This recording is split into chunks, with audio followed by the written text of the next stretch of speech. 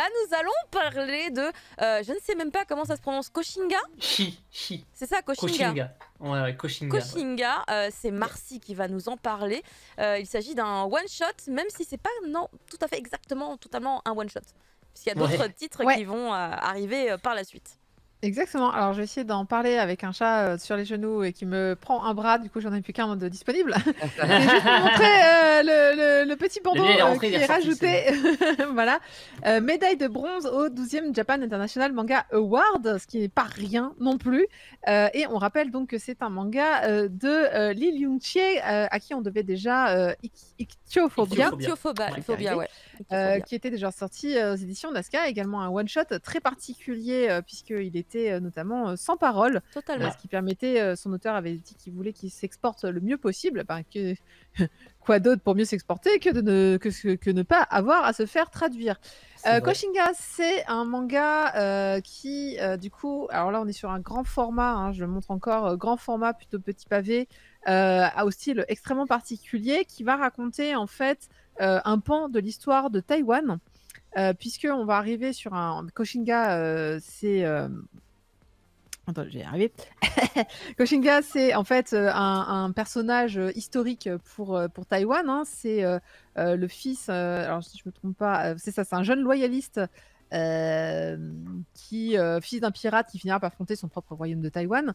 Donc, on est au début sur... Alors, je ne sais pas s'il y a des gens qui connaissent l'histoire de Taïwan. C'est vrai que c'est pas quelque chose qu'on apprend, nous, à l'histoire, parce qu'on a déjà bien affaire avec l'histoire de France et de l'Europe.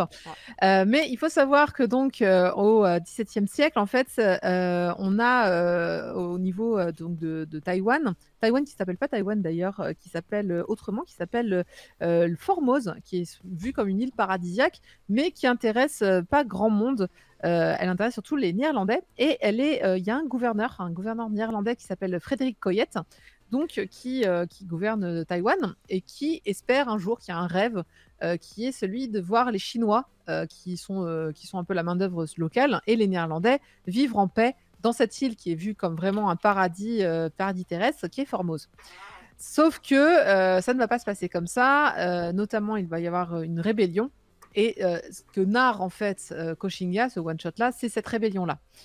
Alors, c'est un peu triste d'ailleurs, et il y a une ellipse temporelle, et c'est là aussi où on va se dire, j'espère que, et je suppose que Nazca va peut-être nous sortir l'autre one-shot qui est sur cette histoire-là, puisque là on est en 1661, et il y a un autre one-shot qui se passe avant, et qui narre justement comment on en est arrivé là.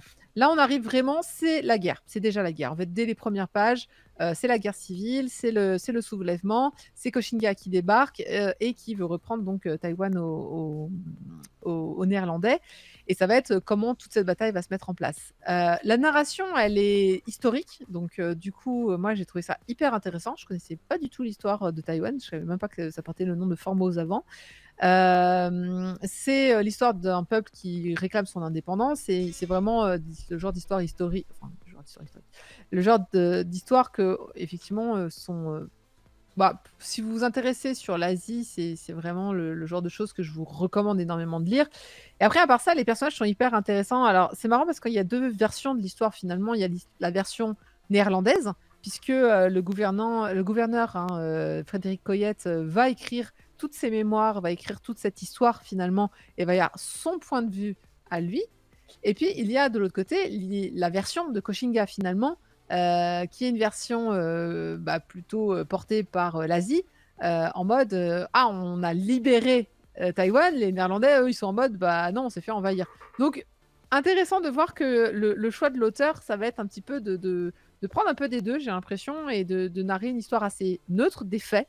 Je trouve ça plutôt bien. Pourquoi? Parce que quand on commence, on commence sur justement la narration de Frédéric qui balance son rêve d'un jour avoir quelque chose d'unifié. Et du coup, on sent vraiment qu'il avait une vocation sur de voir Taïwan en paix. Et c'est pour ça qu'il va... Et puis, il est obligé d'obéir aux ordres. Hein, ils le disent régulièrement, qu'il va obéir à des ordres qu'il n'a pas envie d'obéir. Donc, j'ai bien aimé que... Voilà, c'est pas tout noir, c'est pas tout blanc, c'est pas... ah là là, il y a un peuple oppressé, il faut le libérer. C'est vraiment un peu plus complexe que ça. Merci d'ailleurs Nazca qui m'a donné plein de choses en live et enfin en privé et là je vois qui dit l'autre Formosa X c'est plutôt comment les Néerlandais arrivent 40 ans avant. C'est vraiment de one shot même si au final c'est un peu lié car il y a le père de Koshinga. Exactement. Donc moi c'est un titre qui m'a énormément vraiment intéressée pour son côté encore une fois historique. Oui. Après, soyons clairs, il y a des planches quand même. Alors, je sais pas, chez moi, j'ai un éclairage quand même un peu fort en haut. Est-ce que, ouais, on peut voir. Il y a des planches incroyables, détaillées, des doubles planches comme celle-là, qui sont des planches d'invasion et de guerre. Un peu, je crois que c'est même marqué à la croisée du manga Kingdom et du film 300, voilà, par le commandant M qui est écrit sur le bandeau. La commanderie. Il y a des planches hyper minutieuses de combat qui sont juste mais oufissimes. On en voit rarement des planches comme ça et c'est vraiment là tout le talent de Lee Lung-chieh pour réussir à dessiner. Je sais pas si ça rend beaucoup bien, mais on voit vraiment que c'est tout petit. C'est vraiment, vous savez, c'est ces petites pages fourmis. Et puis après, il y a des grandes pages quand même très. On est un peu plus dans le combat, un peu plus dans l'action. Et toujours avec ce style finalement assez indescriptible, je disais que j'aime énormément de cet auteur qui se partage en fait entre plein d'influences différentes, ce qui amène à ce côté indépendant. Clairement, on est sur oui, le fameux manga d'auteur, je déteste le terme, mais on est sur ce manga qui a son propre style, enfin en tout cas l'auteur a son propre style. Oui.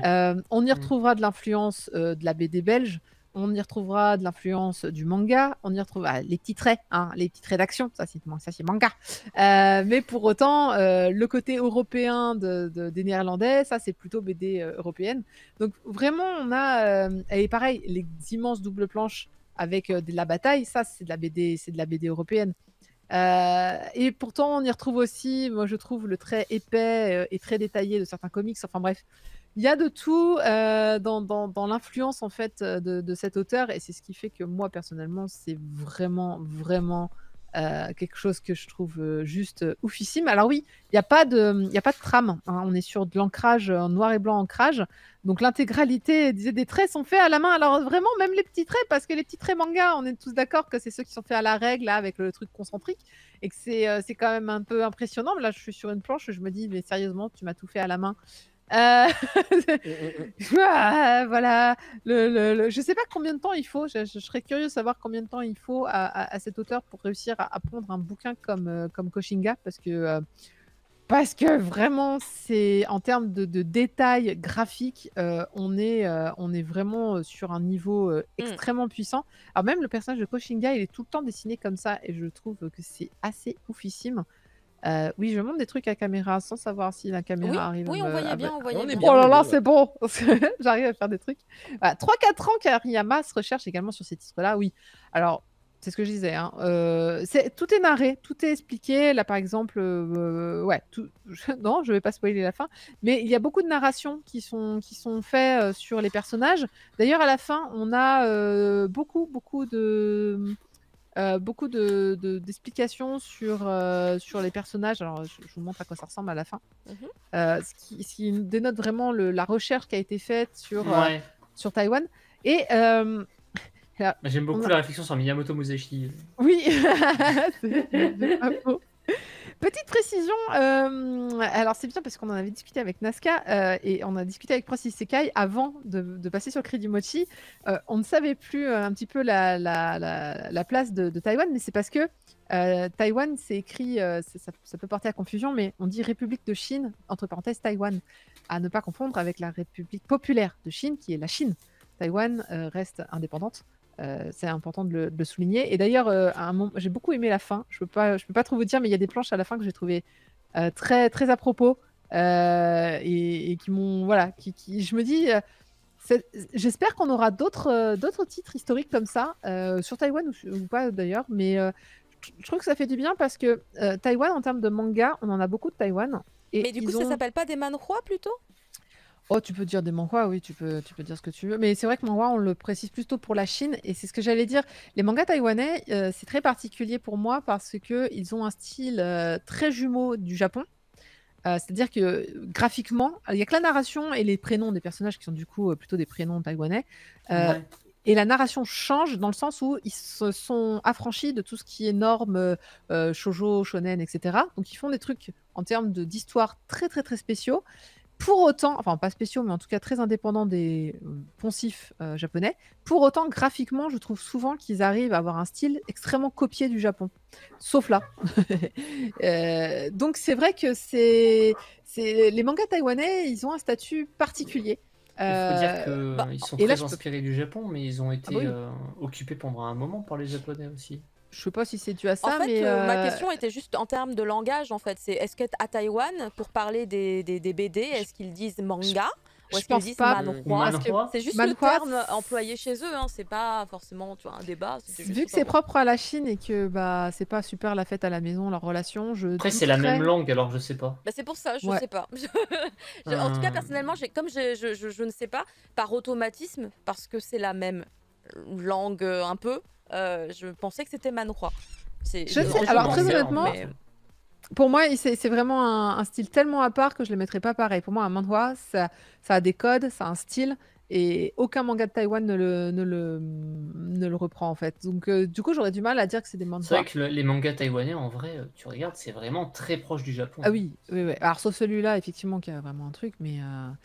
Looney vous fait plein d'infos super intéressantes. N'hésitez pas à lire en commentaire parce que vraiment ils ont bossé. Je suis très contente d'ailleurs qu'on travaille avec beaucoup plus avec les mangas taïwanais de nos jours. On en retrouve un petit peu dans plein de petits éditeurs parce que je pense que c'est des mangas qui sont assez faciles pas faciles à obtenir, mais qui permettent en tout cas une entrée sur le marché qui est plutôt simplifiée. Et en plus, dedans, il y a vraiment. Moi, j'ai en tête tous les mangas taïwanais qui sont sortis en France sont tous d'une excellente qualité. Donc c'est vrai que. Donc voilà pour Koshinga 1661, deuxième titre en France de Lee Lung-Chieh. Je vous invite vraiment, tous ces one-shots sont impeccables. Bientôt le troisième. Voilà, j'aime bien des batailles épiques et références assumées à 300. Alors, je disais... Ouais, il y a une double planche de bataille navale qui est quand même sacrément folle. Hein. Toutes les doubles planches de bataille sont juste incroyables. Foncez si vous aimez donc l'historique, si vous aimez aussi l'histoire de l'Asie. Et on est sur, comme on le disait, on est sur de la stratégie, guerre, etc. Ah ouais, celle-là, elle est ouf. Elle est ma boule. Hein. Alors le pire, c'est que en vrai, c'est la première, et après, il continue sur une autre double planche. C'est ça. Il est barge. J'aurais envie d'avoir ces planches-là en grande illustration chez moi, tu sais, genre en grand tableau, ça doit tellement bien rendre. Foncez, c'est de la bonne. Merci beaucoup, Nazca, pour ce titre. Ouais, c'est une fresque. Ouais, c'est une fresque, hein, c'est ça en fait. Hein. C'est 3 doubles planches, c'est 3 doubles pages d'affilée en fait. C'est un truc de fou. Bah ouais. Et on peut pas l'avoir quelque part. Ça mérite dans un musée ce genre de truc quand même. Bah, en vrai, allez-y, faites un truc avec les images dérisoires là sur Paris. Ah mais ouais, carrément. Et on rappelle, encore une fois, je crois, c'est pas la seule médaille qu'il a eue, mais sur ce titre-là, médaille de bronze au 12e Japan International Manga Award. C'est pas n'importe quoi non plus. Ça sera mon dernier argument pour vous dire que vous pouvez y aller. C'est vraiment important. Et puis, d'un point de vue personnel, je trouve que en savoir un peu plus sur l'histoire de l'Asie, c'est ce qui nous manque peut-être à nous, Européens. Ouais, voilà. Clairement. Merci beaucoup, Katengeek. Pour la suite, pour conclure l'émission, on a une dernière review et je me dis peut-être qu'on n'a pas été très malin de la caler ici alors qu'on aurait pu la caler derrière Katsu. Mais ça va parler non pas de boxe, cependant, je pense que